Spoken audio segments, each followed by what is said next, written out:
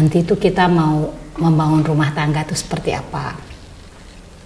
Nah itu kita mematut diri dulu biar nanti Allah pasangkan kita dengan pasangan yang baik ya sesuai dengan visi misi kita.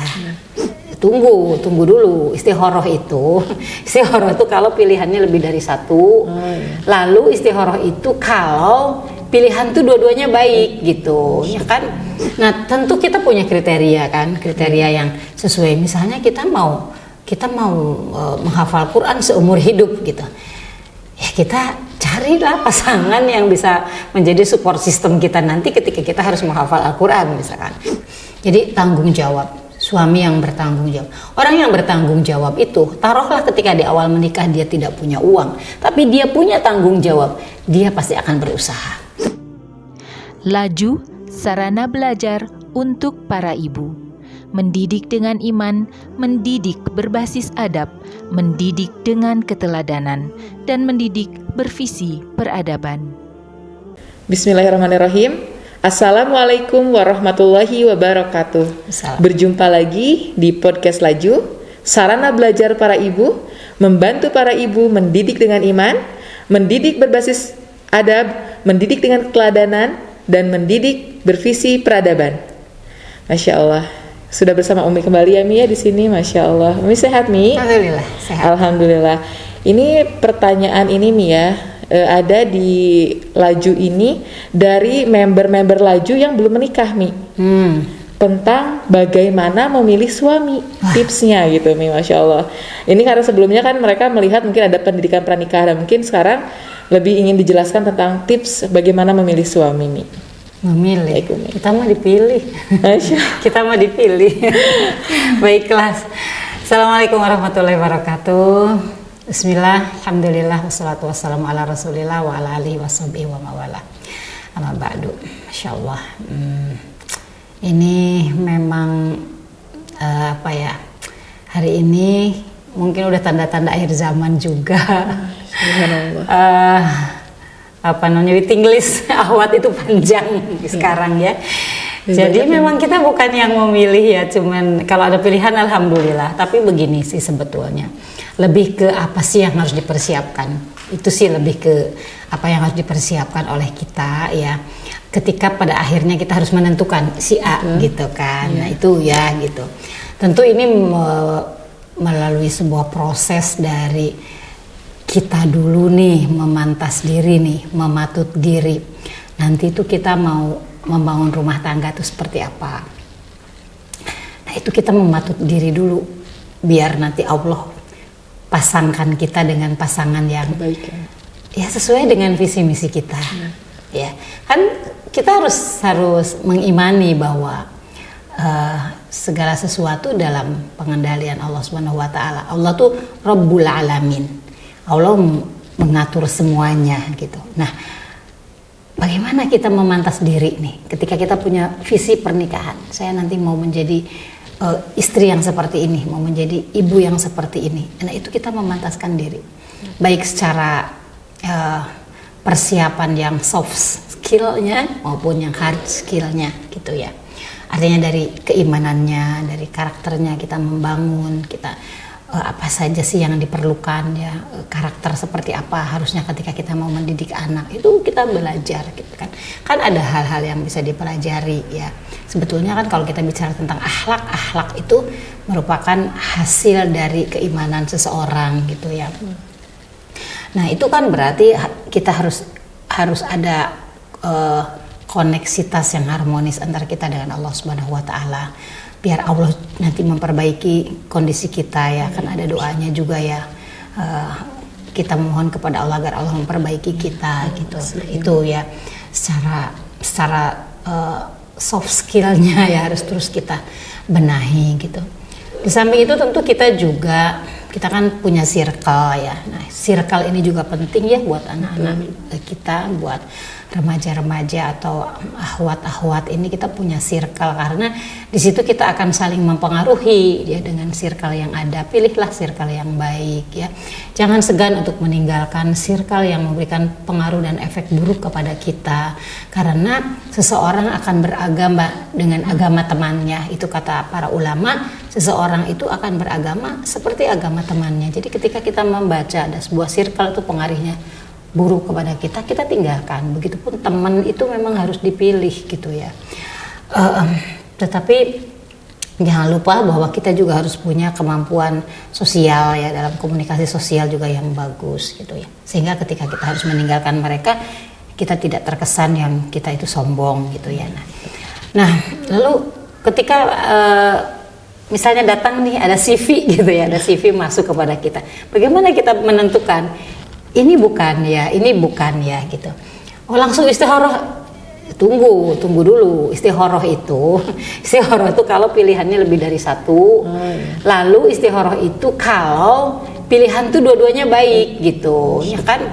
Istikharah itu berasal dari kata khair, berarti kan kita memilih antara yang baik dan yang baik gitu. Nah dua-duanya baik nih gitu. Tapi kalau yang satu baik, yang satu nggak baik, yang nggak perlu istikharah, kita tentukan kita memilih yang baik itu gitu ya.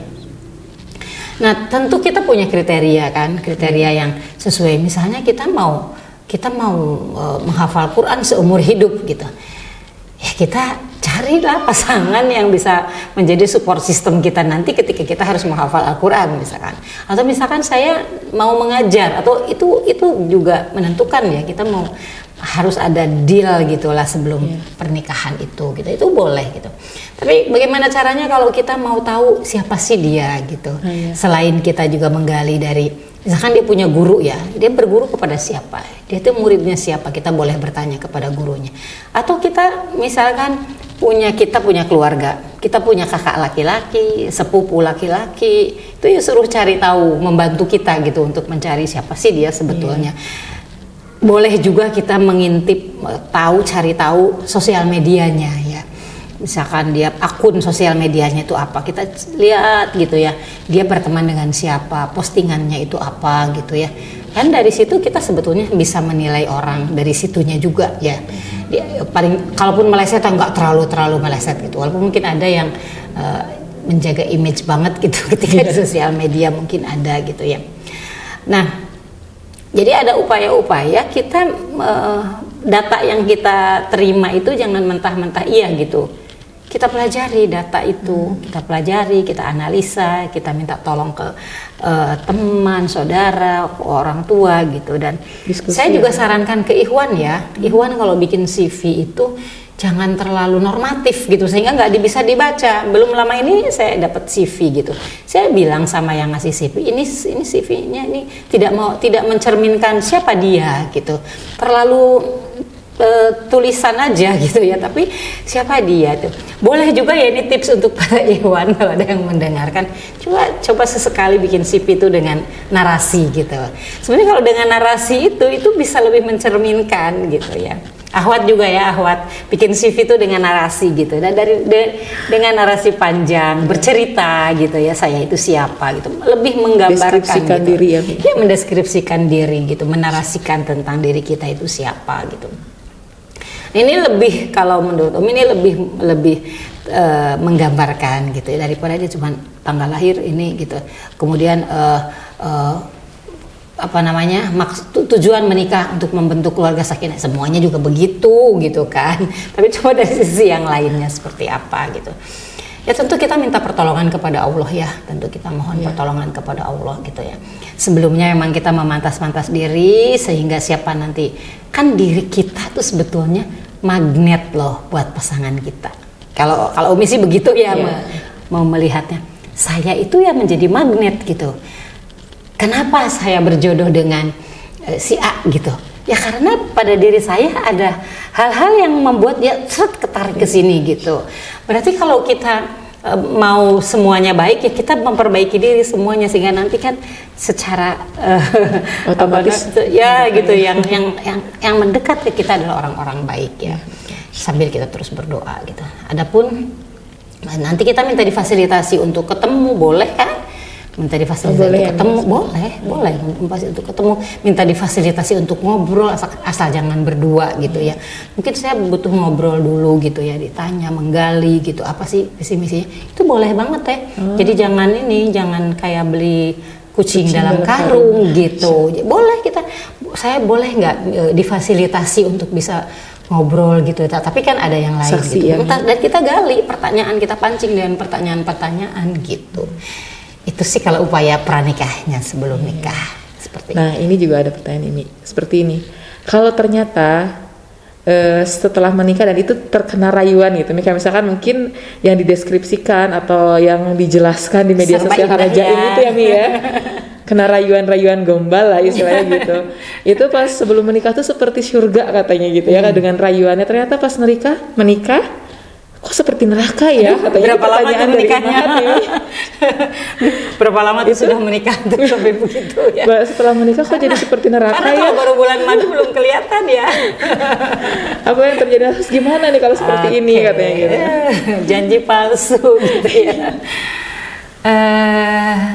Ya tadi kan upaya-upaya sudah dilakukan. Kalau kita sudah ketemu jodoh, berarti takdir sudah. Kalau tadi kan masih mencari nih takdirnya belum, masih meraba-raba takdir dengan mempelajari, menganalisa data-data yang masuk ke kita gitu. Tapi ketika udah terjadi akad, itu udah jadi jodoh, itu udah jadi takdir kita. Seorang mukmin menerima takdir itu ya menerima dulu gitu. Kalau ini takdir saya, Allah mau saya berjodoh dengan dia dengan segala prosesnya. Terima dulu. Katanya kan sabar itu pada pukulan pertama gitu. Kan juga ketahuan jeleknya nggak malam pertama kan. Mungkin udah sekian lama setelah sekian lama gitu ya. Oh ini jodoh saya, oh ternyata komahnya lemah, oh ternyata begini. Kita ini dulu, kita terima dulu takdir itu. Terus gini, kita harus berbaik sangka kepada Allah ya bahwa ketika Allah menetapkan kita untuk berjodoh dengannya, berarti ada potensi dalam diri kita untuk kita berkembang bersama. Karena sebetulnya kalau teman-teman suka mengikuti laju kan biasanya Umi itu punya pop up itu ya. Pernah deh kalau ada di pelajaran keberapa lah gitu di laju itu, menikah adalah komitmen untuk berkembang bersama. Ini loh. Jadi menikah itu sebetulnya kita itu kan bersatunya dua barang yang belum jadi gitu kan. Maksud belum ya baru jadi individu. Aku udah jadi individu A, ini udah jadi individu B. Nah, ketika A dan B itu menyatu ya, itu kan sebagai suami istri belum jadi, belum nanti akan jadi ibu ya, masih bahan baku gitu. Maka harus berkomitmen dong suami istri itu untuk berkembang bersama, berkomitmen untuk bertumbuh kembang bersama. Oke, kita start dari sini ya. Lalu kita akan bertumbuh berkembang bersama gitu ya. Artinya ada proses belajar lagi. Kita belajar tentang rumah tangga, mempersiapkan diri menjadi ibu untuk seorang perempuan, mempersiapkan diri menjadi ayah untuk seorang laki-laki. Itu bertumbuh berkembang bersama-sama gitu ya. Percaya manusia itu sangat bisa berubah. Percaya. Ya. Bahwa kita manusia kenapa oleh Allah Subhanahu wa taala ditunjuk untuk menjadi khalifah. Wa idz qala rabbuka lil malaikati inni ja'ilun fil ardi khalifah. Ya kan, punya kemampuan, bukan jin loh yang diperintahkan untuk khalifah gitu ya. Walaupun katanya jin lebih pintar, lebih canggih, tapi manusia yang dijadikan khalifah di muka bumi ini. Artinya manusia itu ada potensi untuk menerima ilmu, untuk mengolah ilmu, untuk menjadi lebih baik gitu. Nah, itu harus jadi kesepakatan bersama-sama dengan suami gitu. Kita belajar bersama. Kalau pengalaman Umi ya dalam konsultasi di ruang-ruang konsultasi pernikahan, itu memang ada kekosongan dalam kehidupan mereka terhadap ilmu. Ada waktu yang mereka nggak belajar, apalagi belajar bareng gitu. Kayaknya belajar itu sudah berhenti saja. Padahal sepanjang hidup kita ya, bahwa tolabul ilmi minal mahdi ilal lahdi itu bukan teori. Kan kita harus belajar. Ya kan kita belajar belajar agama itu sepanjang hidup kita. Bahkan nanti ada pelajaran-pelajaran yang lainnya gitu ya. Nah itu sebetulnya sih di situ Teh. Jadi manusia itu sangat-sangat potensial untuk bisa berubah menjadi lebih baik. Dan kita harus optimis. Gitu Teh. Masya Allah ya. Lalu berikutnya Mi, ini kalau tips udah ya tadi ya. Bagaimana memilih suami yang misalkan menjadi suami yang akan bisa menjadi rumah tangga yang langgeng katanya Mi, supaya rumah tangganya langgeng. Kriteria ya, kali kriteria ya iya, mungkin kriterianya. Kriteria ya, kalau kita merujuk kepada ayat kan gini, ar-rijalu qawwamuna 'alan nisa. Suami itu adalah laki-laki itu pemimpin. Berarti kan yang pertama tentu iman dan takwanya lah. Dia sekolahnya di mana, dia latar belakang orang tuanya bagaimana, dia mendapatkan pendidikan agama yang cukup atau tidak, yaitu tentang kriterianya. Umi selalu bilang sama para ibu, mendidik anak laki-laki itu sesudah iman dan takwanya digembleng, maka berikutnya adalah tentang leadership, tentang kepemimpinan, tentang tanggung jawab gitu. Jadi tanggung jawab, suami yang bertanggung jawab. Orang yang bertanggung jawab itu, taruhlah ketika di awal menikah dia tidak punya uang, tapi dia punya tanggung jawab, dia pasti akan berusaha untuk memenuhi kebutuhan itu kan gak cuma finansial ya, kebutuhan keamanan, kebutuhan akan cinta gitu. Jadi seorang suami itu harus menjadi provider ya, akan cinta, keuangan gitu ya, perlindungan, bantuan gitu. Jadi itu yang harus kita punya kriteria tentang suami itu ya, seperti itu. Karena nanti dalam rumah tangga akan banyak sekali pekerjaan yang harus kita kerjakan bersama-sama. Masya Allah ya. Lalu ini nih Mi, nasihat buat para ummahat muslimah ya, bukan ummahat. Nasihat buat para muslimah yang belum menikah, agar menikah tidak hanya sekadar bersama di dunia, tapi bisa bersama lagi di surganya Allah. Masya Allah. Bagaimana? Harus ngaji dulu lah. Ya. Ngaji. Ya, sebetulnya kan ketika kita punya basic ya keagamaan yang bagus, dan harus bagus lah ya, karena sebetulnya kan agama itu menjadi pakaian kita di dunia dan di akhirat gitu ya. Maka kita pasti dong gitu. Dan Islam juga mengajarkan seperti itu, bahwa menikah itu adalah bukan untuk dunia saja, tapi dunia dan akhirat gitu. Tentu saja kita harus memilih pasangan yang paham tentang agama gitu ya. Kalau pasangan kita apalagi posisinya dia jadi suami tidak memahami agama, berat buat akhwat itu berat gitu ya. Kecuali kalau memang kita melihat bahwa dia punya potensi besar sekali untuk semangat belajarnya gitu ya. Tapi itu memang berat. Maka kepada para ibu ini tugasnya adalah didiklah anak laki-lakimu untuk menjadi pemimpin gitu ya. Kalau akhwat itu kan ya kita nggak bisa dari awal kita merubahnya, kita melakukan perubahan tuh ketika kita sudah bersama-sama dalam rumah tangga. Ya tadi sih nasihatnya, yang penting kita berusaha untuk memantaskan diri kita, ya kita punya prinsip, dan prinsip itu diperjuangkan. Misalkan saya selalu bilang gini sama para penghafal Quran ya, gitu kan, Umi ada pondok ya kan, ada pondok tahfidz Quran. Saya selalu bilang sama santri-santri Umi bahwa kalian tuh berjuang menghafal akan Al-Quran. Ada yang 3 tahun, 4 tahun itu kan baru mengumpulkan saja. Tapi untuk murojaahnya kan seumur hidup gitu ya. Kalau mau jadi penghafal Quran seumur hidup, ya cari suami yang penghafal Al-Quran walaupun 30 juz. Tapi dia punya pengalaman menghafal Quran, agar bisa berjuang bersama-sama. Kalau enggak kan kasihan si akhwatnya udah berjuang gitu menghafal Quran. Tapi si suami ini tidak punya pengalaman menghafal Al-Quran kan. Cita-citanya untuk menjadi penghafal Al-Quran seumur hidup itu ya bisa terbengkalai nantinya, karena akan banyak terdistraksi ya dengan aktivitas kehidupan berumah tangga gitu. Allah alam salam. Baik, begitu ya ummahat. Alhamdulillah teteh-teteh nih ya, buat teteh-teteh silahkan teteh disimak nasihat dari Umi. Baik, podcast kali ini kita tutup demikian. Assalamualaikum warahmatullahi wabarakatuh. Assalamualaikum warahmatullahi wabarakatuh.